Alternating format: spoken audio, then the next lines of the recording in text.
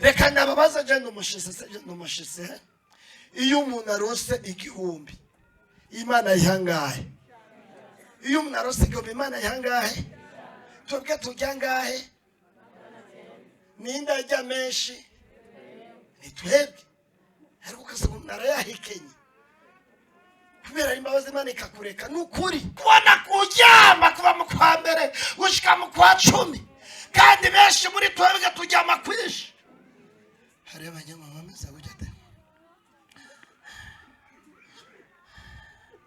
akaba n'abandi barabajyama bakanuye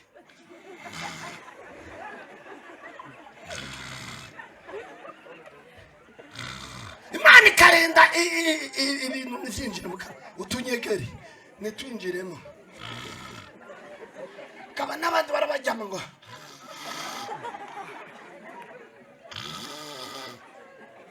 imbeba ninjira mu kanwa nimushimire Uhoraho yuko ari mwiza gushima kuva mu kwa mbere uvyuka kabona ingingo zirakwiye no gushima Imana oya uzovyuke usanga akazuru kavuye aka uzoza muri korere bavuga ati mwitsina rya Yesu musimu pepo ni jewe esupe ati mwitsina rya Yesu aya uzovyuka kakavuye ariko kuva mu kwa mbere birakwiye mu kwa kabiri birakwiye birakwiye kuko imbabazi z'Imana nimushimire Uhoraho yuko ari mwiza kuko imbabazi zayo zamaye bidashira gushima Bibiliya iravuga ngo yaharamba izuga ati ya bakabona rero ati ya babona ku muryango bakabona rahinduka ati ya Sarako akasara kawadia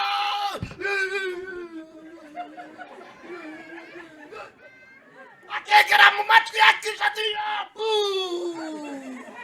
kisharavuga ati uyu si Dawidi n'umusazi manzaniye mwabonye muri iki gihugu ko je nabuze abasazi uru n'urusazi avuga ati uru n'urusazi Dawidi aravuga ati ubunyene ukurura amarembo y'umusazi agende bugura amarembo Dawidi acariruka akakwibarabara acariyanagura ati Imana kubwo imbabazi zawe tekinike yanyu nimushimire Uhoraho yuko ari mwiza kuko imbabazi ziwe zamaye bidashira kuva mu kwa mbere gushika mu kwa 10 tubayeho kubwo tekinike y'Imana ubayeho kubwo tekinike y'Imana nimuvuga ati amen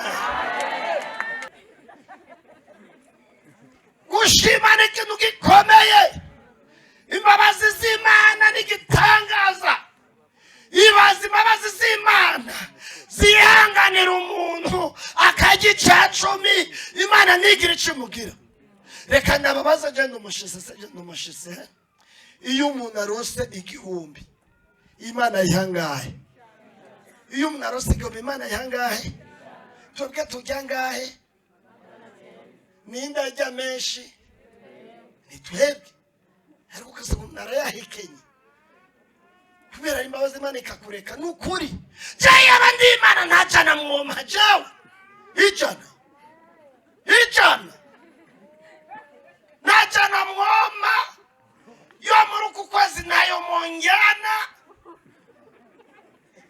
ijana ndakurinda uryamye imbeba zinjire mu kanwa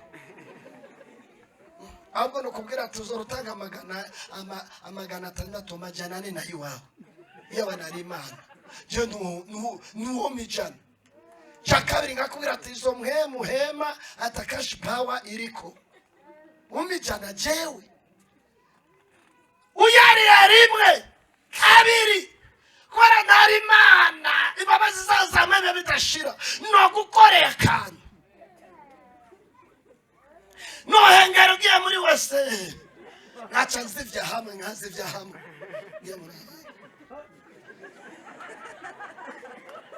nkazivya hamwe muri wese akaca bomba muri wese gacanza turayama nayo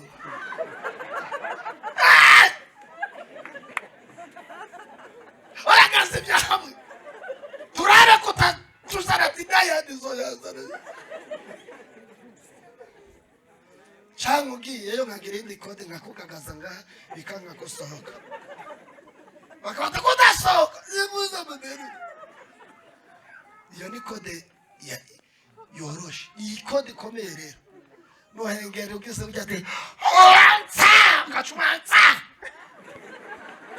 kachugumu kunyenege mwaza turayama nayo mbwirira mugezo mbwira ati Imana ni nyembabazi nimushimire uhora yuko ari nziza cyane ntayo monjyana mu vyubahiro vyanyu zingura Bibiliya dusome ijambo ry'Imana. Tusome kitabu cha Zaburi 106 ku murongo wa mbere tugeze ku murongo wa kabiri. Mwahabonye tusabe wahabonye avyaguruke asome.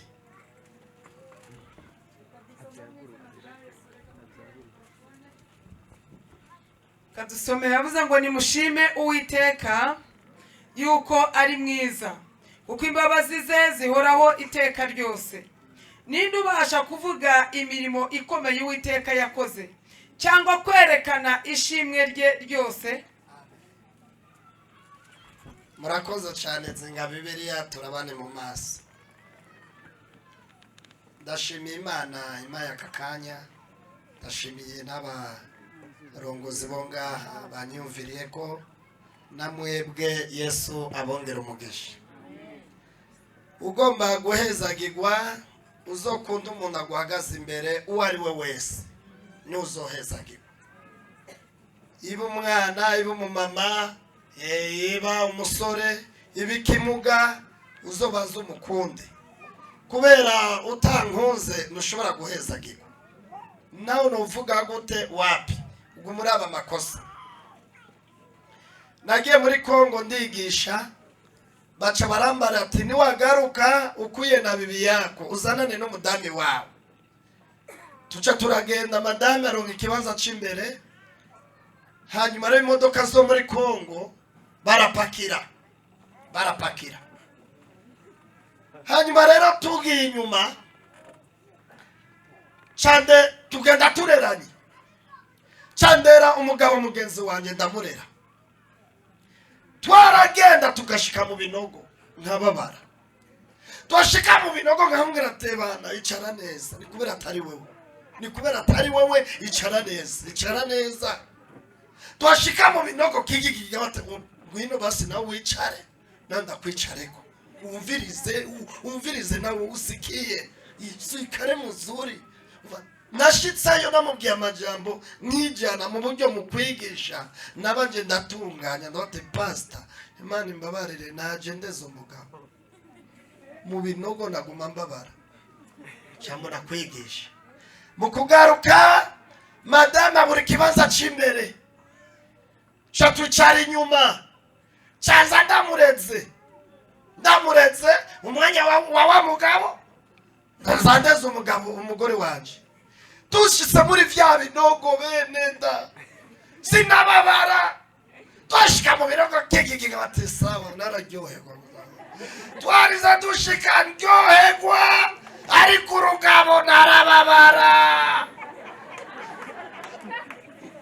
Muzore mukunda umuntu abahagaze imbere, urukundo rureza vyose. Amen.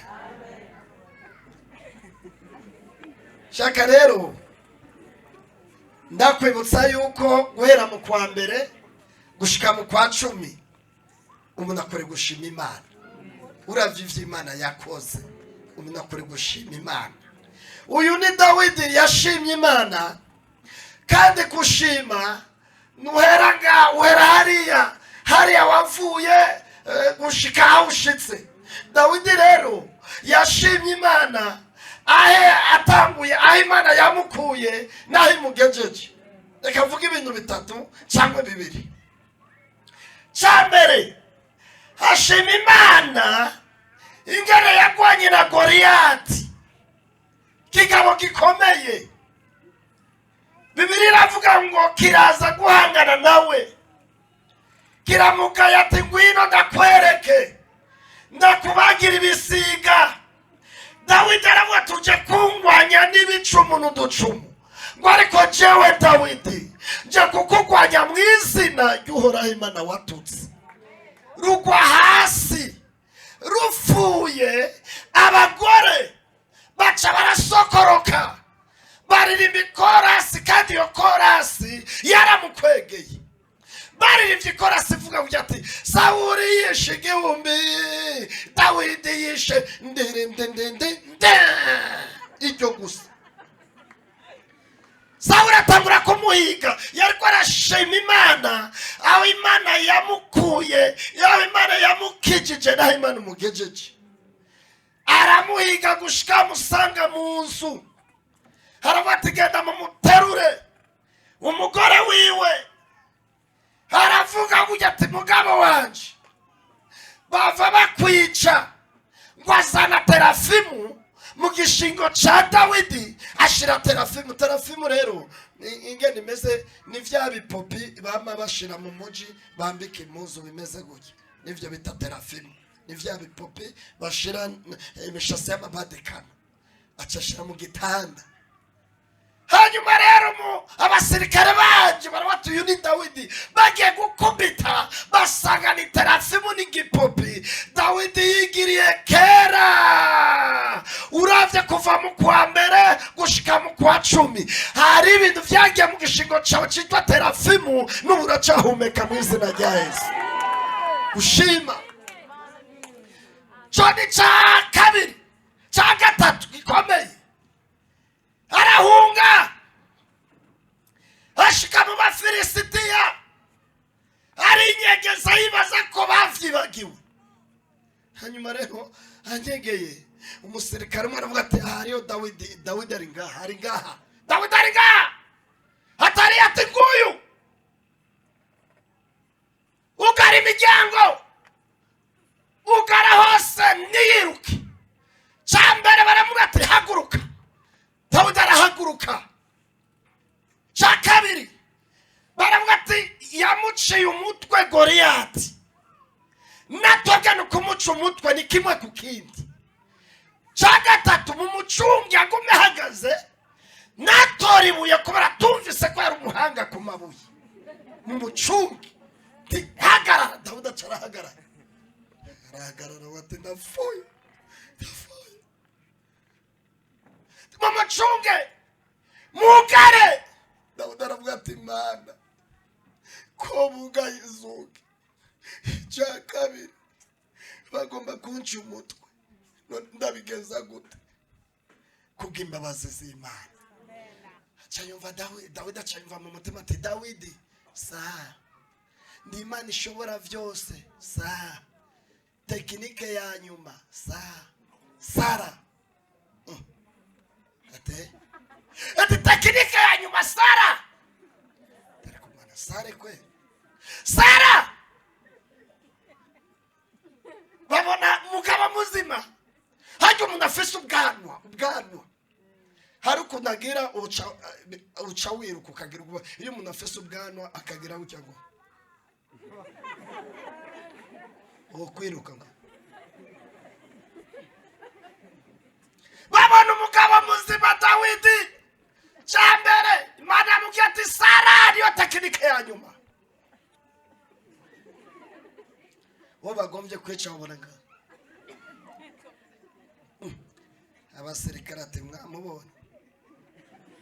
Yahura n'umusirikare mu maso nga. Oya ibaza umuntu mugomba kwica. Oya bizane bikurure. Ugomba kwica gutema. Babona Dawidi, babona aratonga ati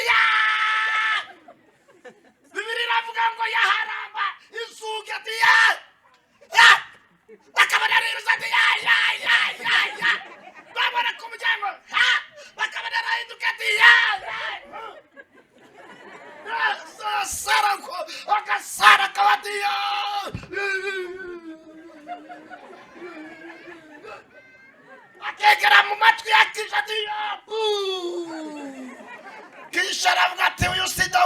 musazi mwanzaniye mwabonye muri iki gihugu ko je nabuze abasazi uru n'urusazi yavuga ati uru n'urusazi aravuga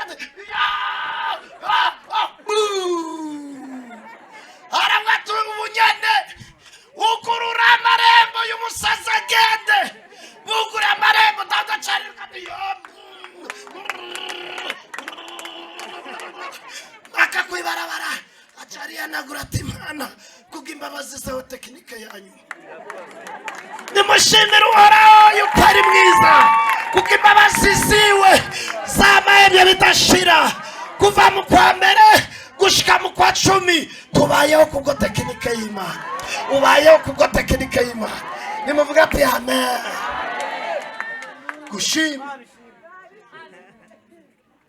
kushima uravye aho wakuvuye naho ugeze kuva mu kwa mbere baguma basora amasanduku kuyagurisha naje ni Burundi cyanda zinduka naje kuwa mbere zinduka size sizere chako umuntu umwe mu gatondo sizere umugabo umwe acuruza amasanduku usanga ariko arayasohora ndavuga ati none koze nduse kuyasohora ngomba bakiri kome naje urashaka sanduku ya mbere yari sanduku ndende bisobanurwa Gasongo baragushaka kuva mu kwa mbere Gasongo baragushatse kuva mu kwa kabiri gushika mu kwa gatatu no mu kwa 10 baracayisohora kuko imbabazi z'Imana uracyahema nimushimire uhoraho yuko ari mwiza kuko imbabazi ziwe zamahebye bidashira gushima ni byinshi kuva mu kwa mbere uvyuka kabona ingingo zirakwiye no gushima Imana oya uzovyuke usanga akazuru kavuye aka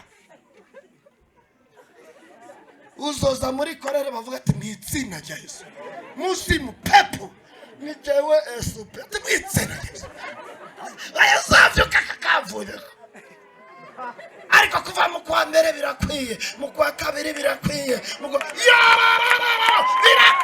birakwiye kuko imbabazi z'Imana nimushimire uhoraho yuko ari mwiza kuko imbabazi zayo zamahebye bidashira gushima kubona kuryama kuva mu kwa mbere gushika mu kwa 10 kandi benshi muri twebwe turyama kwishi hari abanyamama bameze gutya akaba n'abandi barabaryama bakanuye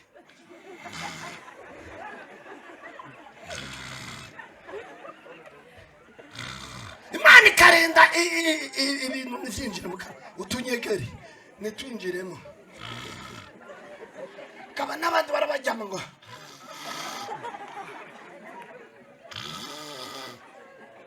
imbeba ninjira mu kanwa nimushimire uhoraho yuko ari mwiza gushima uraza uwo kuzanira agafoto ka kera nakubu wavuga tuyose jewe naregeza kuonda apana chage nazi nari namaze kuronka akanyama ututori nambara ikoti rikahenga amaguki hembwa amaguki umunsi umwe canja mu masengesho hano hitugihanga i Bujumbura canja mu masengesho kurondera Imana ngiye mu masengesho ari abahanuzi ni benshi ariko ari abantu b'ibinyoma ngiye mu masengesho baca bambeshera ngo ndumurozi bambeshera ngo ndumurozi ni kuri je bambeshera ngo ndumurozi mu masengesho baza gutyo cyambona umukobwa umwe aratanga ati bana banje muri ayo masengesho ngo saa narababwiye ko nzofata umurozi ati yego ma ngo ndamufate muri ayo masengesho ngo fata umurozi ngo ni jewe ariko nkabona guma nyegera ati ngo ndamufate ariko abavyibushe ntavuge ko abafata ariko nagoma yegere wanje ngo ndamufate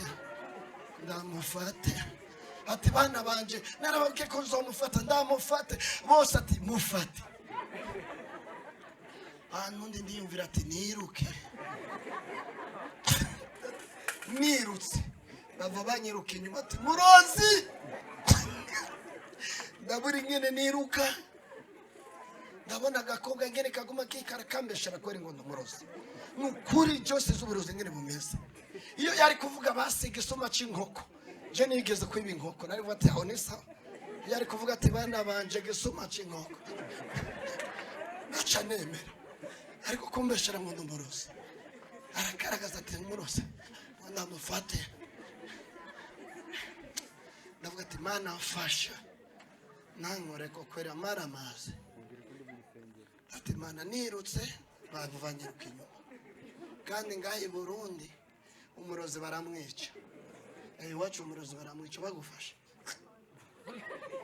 ati niniruka baranje inyuma bace banyica kandi ntari umurozi ndavuga ati ariko kwari umukobwa agomba mfate kwe mu nyuma nari yanjye kubera iwacu turakunda kwatura naturiye mwarimu cyumviro k'ibindi nari nagize ndavuga ati cyambere ndiyize sindi umurozi icya kabiri agomba afate icya gatatu n'umukobwa yihende afate ni ngumi cyangwa ingumi y'abakobwa ingumi y'abahungu ni guki y'abakobwa ni guki ndayikonje ndavuga ati yihende nkore ko gusa ati n'uyu iyo ari kuvugira rusanga ati umurozi ngaha ariko yihenda nkore ko amara amazi ndayitunana umukobwa nawe ati umurozi ati ndamufata akaguma zejura ati ndamufate bose ati fata avuga ati ndapfuye yebana naturanye ingumi nindire kwa mfata gutya aca arahindukira ati Imana y'imbabazi ndamuretse y'imbabazi nyene ingumi nimushimire Imana nawe bakiraje bari kukubeshera kuri umurozi nimushimire Uhoraho yuko ari mwiza kuko imbabazi ziwe zamaye bidashira nimuvuga ati amina gushima mwibutse yuko wa muntu waherekeza iriya ndwara yagwaye niyo wagwaye none uracahari ndakwibutsa yuko aho wavyariye hariyo bamwe bahafiriye none urafise umwana yazo umugore umwe mubanyi yagiye kuvyara ariko araribwa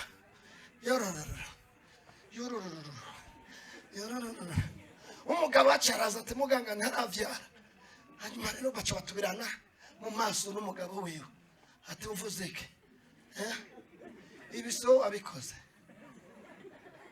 zabikoze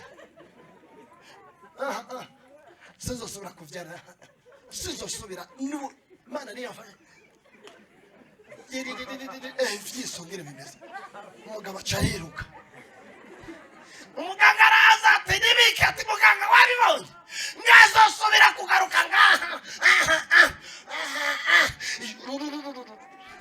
muganga ati basi Imana iramufasha kubwo imbabazi z'Imana aravyara kwezi kwa mbere kwa kabiri umwaka mu myaka ibiri yumva inyota ati ngo sinusubira kandi yari yagize ujya ngo azosubira imbere ya muganga mu minsi mikaye acararengana uyo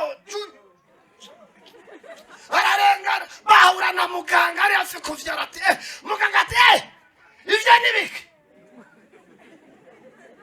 ivyo nibiki wowe ararahiye avuga acavuga wa macabwira muganga ati muganga iyo abanye nanjye cagiye n'ubu nzogaruka. Nimushimire Uhoraho yuko ari mwiza. Iyo abanye natwe cagihe n'ubu iracari kumwe natwe, na bonane tuzoyijya mu izina rya Yesu kubw'imbabazi z'Imana.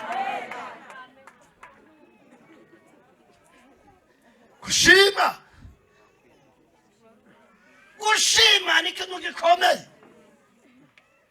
Meruka gusunika ikimuga ndagisunika ahantu kuva ngahano mu muji, hanyuma rero kica kigenda kitavuze urakoze. Narababaye, narakibwiye ati bayi mu mutima ati sinzi asubira gusunika n'undi munsi. Gushima ni ikintu gikomeye. Imbabazi z'Imana ni igitangaza. Ibaza imbabazi z'Imana zihanganira umuntu akagica 10, Imana ntigira icyo imugira. Reka nababaza je ndumushise iyo umuntu arose 1000 Imana yihangaye. Iyo umuntu arose 1000 Imana yihangaye. Twebwe tujya ngahe? Ninda ajya menshi ni twebwe. Ariko kase umuntu yahikenye kubera imbabazi Imana ikakureka n'ukuri. Jaye abandi Imana ntacana mwoma jawe ijana ntacana mwoma yo muri uku kwezi nayo monjana ijana ndakure ndujyanye imbeba ntizinjire mu kanwa. Ahubwo nukubwira tuzorutanga amagana 600 amajana 4 nayo iwawe iyo banari Imana je nuwo mijana. Chakabiri ngakubwira ati izo muhema atakashi power iriko umijana jewe uyari rimwe kabiri kora nari Imana imbabazi zazamwe bidashira no gukorera kandi nohengera ugiye muri wese nkaca nzivya hamwe nkazivya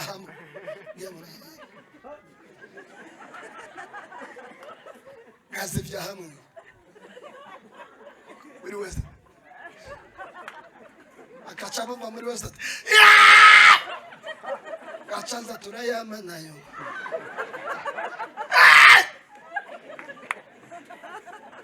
oya nkazivya hamwe turare tuzana tidaya dizoyazana changu giyeyo nkagira indi kode ngakukagaza ngaha bikanga gusohoka bakabata kudasohoka ibuza mbere. Iyo ni kode yoroshe. Iyi kode ikomeye rero nohengera ugize ujya ati onsa kachumansa kachugumu kunyindige mwaza turayama nayo mbwirira mugenzo mbwira ati Imana ni nyembabazi. Nimushimire Uhoraho yuko ari nziza cyane. Nayo monjana imbabazi z'Imana ukayajya zikakwihanganira nusubire. Imbabazi z'Imana zamaye bidashira. Imbabazi zayo gushima ni ikintu ciza. Imana yaraturinze ibintu wabonye n'ibintu utabonye. Mmeruka gushima Imana. Urumva imbabazi z'Imana zarafashije. Je naragiye kuresha umukobwa wa mbere aranyanga kandi nibisanzwe sijewe jenyine, rero nabandi sijewe jenyine. Twebwe ku rusengero wacu iyo mukundanye muca muja kwa pasiteri. Muje kwa pasiteri rero akaca bandika mu gitabo. Tuca turavuga igihe tuzokora mariage Imana bikonze. Wa mukobwa arasohoka. Asohotse baca baramubwira ati wowe ukundanye muzogira mariage nande na Baritazari. Yo baramubwira ibintu nka 3. Baravuga turagowe. Ikintu ca mbere uzogwa uburu ukuraba. Icya kabiri nafisa ntwaba cogiye naba ku rusengero nkagororera abapasiteri amakoti. Iyo habaye igaburo bose baca bamanuka nka 30. Naca fata benzine ni pasi yanje y'amazi nkirirwa ndabagororera ngata navunisa Imana ngo ikongera umugisha. baravuga ati yirirwa agorora amakoti, ayo makoti uzoyajya bivemo hakiri kare. Ati niba mara kurambika ibiganza ati no kubana basi. Ndavyibuka yari kuwa Mungu arabatemwe ndakubwira ati ni sawa, ariko si sawa, uhereye none bihere nibiki bihere biraheze rondera uwundi. Ati nivyo cyangwa ati nivyo bihere. Cyane rukanga mbwira pastor aterega wa mukobwa abevuyemwo. Pastor ati muhamagara n'amatarata. Charamuzana ati nibiki wavuze ngo nivyo nyene. Ati ndabafuta, ati futa. Abwira pastor ati futa. Pastor acharafuta, wa mukobwa acharasohoka. Pastor ati hangane nakundi ikintu cyambabaje rero yaririmba mukorare akaririmbira imbere, iyo abaririmbira inyuma yaririmba imbere, naje nkabandi umukristo ngaguma ndamubona ngene agira ngo cyose mu mutima ati wamevye kumbe sinzi zari imbabazi z'Imana. Imana kanyagombye kunkorera, Imana iramfasha kubera ifise benshi cyando nkundi tuca turabana. Haca imyaka 2 nawe acaro nkundi umuhungu aja kubaka handi. Uyo muhungu ntiyarazi ko nigeze kumuresha. Oya, ngiye kwigisha uyo muhungu acarampamagara ati mukozi w'Imana tesa ndafise umutwaro ati wakazi ngo yasu wakazi. Naguma ndamumviriza ngaho, urabona kumviriza ngaho umutwaro ati ngurabona wa mugore natwara arandembeje. Iyo abonye umuntu afise igitenge cy'ibihumbi 200 aca ndaza kumusonga fise amadeni akadukosa abona acajaga ndakagure mu mutima ati imbabazi z'Imana ndamutwaye ntari kuba ngowe.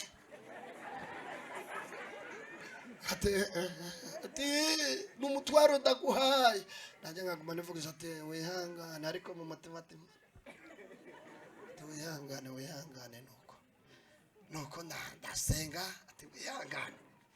Rero imbabazi z'Imana mu minsi ishize uyu natwaye rero ni nashise ninjira mu cyumba mvuye koga aca aravuga ati mbere ndakubwire ugara amaso tego ndogaye ati ntuhirahire ngo ugurure ati oya ati uguruye ni icati nukuri sinugorora cyane ugara amaso. Aravuga ati gira amaboko byo cangira guke terero kugoro aca nyambika kaboka nambara kaboka ati ntugorora amaso te aca kubitamo ni pataro kubisemo ni pataro hamwe n'isengere, kandi ivyo niwe yabinguriye sivyo. Ari undi ariko ararira guke igitenge akamuraza amaso, ariko wa kabiri kubw'imbabazi z'Imana ogara amaso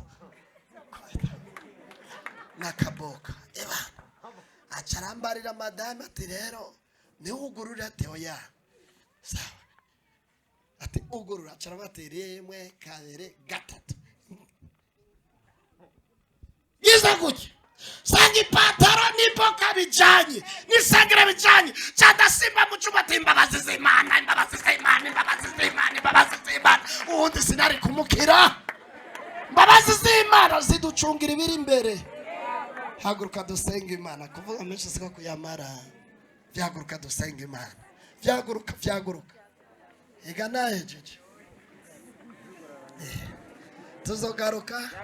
Pasiteri azosura kandi yanjye akaranze kubaramutsa n'umucote wanje akiri hariya nasanze yimutse ndamubura, naramubuze nasanze yimutse cyambona aho yimukiye ni kure. Ndavuga ati ni kure reka nzoguma ngaha kare nawe nashikiriwe akiri mu Gatenga nka gisopo n'isose najye inkoko kuva ku wa mbere. Uyu musi ico gihe yari yaravyaye umuhungu, uzi umwana w'umuhungu arakunda kuva kwa mbere inkoko kwa kabiri inkoko kwa gatatu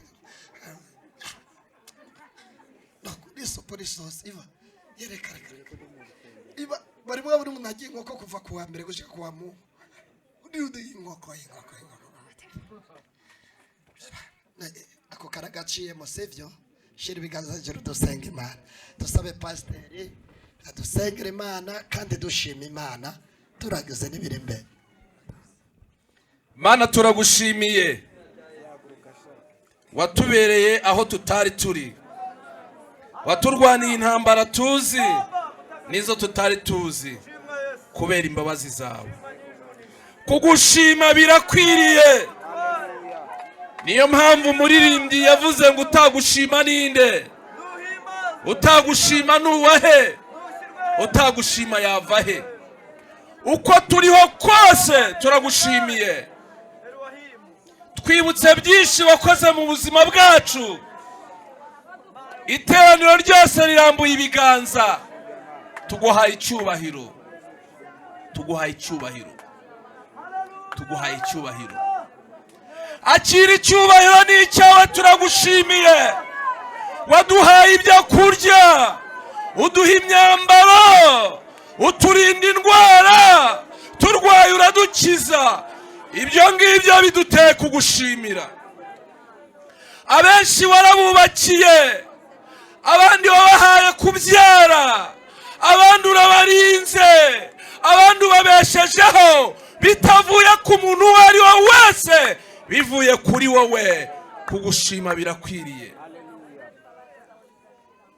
Turavuze ngo icyubahiro ni icyawe Mana. Waturwaniye intambara, utuba hafi aho imiryango itari iri, wowe nk'Imana warahabaye. Kugushimira birakwiriye muri iri teraniro, kugushimira birakwiriye. Ababyeyi baragushimiye, haleluya. Ababyeyi baragushimiye, bibutse byinshi, baragushimiye kandi bakuvugirije impundu. Izo ni impundu z'ababyeyi zakira izi saha, babikubiye muri byinshi wabakoreye.